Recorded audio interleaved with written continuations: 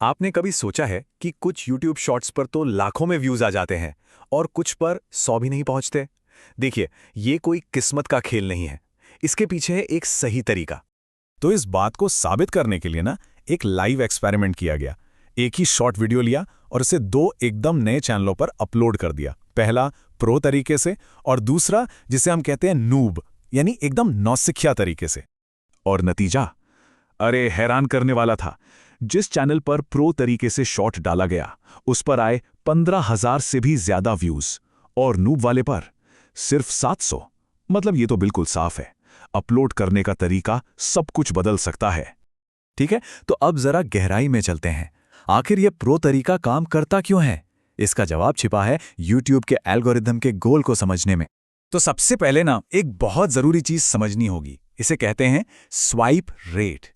मतलब कितने प्रतिशत लोग आपका शॉर्ट देखने के बजाय उसे स्वाइप करके आगे बढ़ जाते हैं।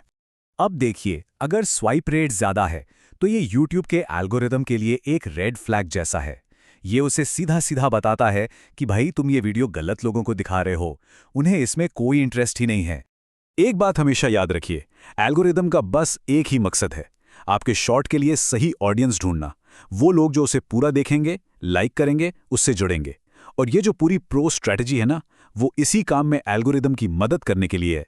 तो चलिए अब बात करते हैं उन स्ट्रैटेजिक डिसीजंस की जो अपलोड बटन दबाने से भी पहले लेने पड़ते हैं, और हाँ, कुछ आम मिथकों को भी तोड़ते हैं। सबसे पहला और सबसे कॉमन सवाल, शॉर्ट्स कहाँ से अपलोड करें, फोन से या लैपटॉप से? क्या बेहतर है? इसका जवाब शायद आपको थोड़ा चौंकाए, लेकिन सही जवाब है फोन। क्यों?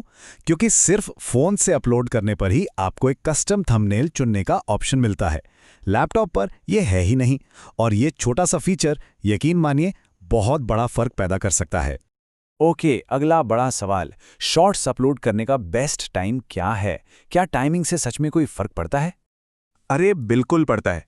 YouTube स्टूडियो के अंदर आपको ये एक पर्पल कलर का ग्राफ दिखता है। ये दिखाता है कि आपके व्यूअर्स सबसे ज्यादा एक्टिव कब होते हैं। जहां जहां ये बार सबसे ऊंचे हैं ना, वही आपके लिए बेस्ट टाइम है। और हाँ, अगर चैनल नया है और ये डेटा नहीं है तो एक अंगूठा नियम याद रखिए, शाम 7 से 8 बजे के बीच अपलोड करना। अच्छा, एक और ट्रिक जो बहुत लोग आजमाते हैं, क्या अपने ही शॉर्ट्स को अलग अलग अकाउंट्स बनाकर देखना चाहिए ताकि शुरुआती व्यूज मिले?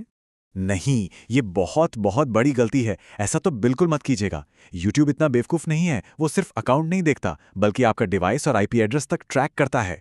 ऐसा करने से आपके चैनल का ट्रस्ट स्कोर गिर जाता है और एल्गोरिदम आपके वीडियो को आगे बढ़ाने की जगह और दबा देता है। और अब आते हैं एक मुश्किल सवाल पर, क्या शॉर्ट्स पर वायरल या ट्रेंडिंग म्यूजिक यूज करना चाहिए?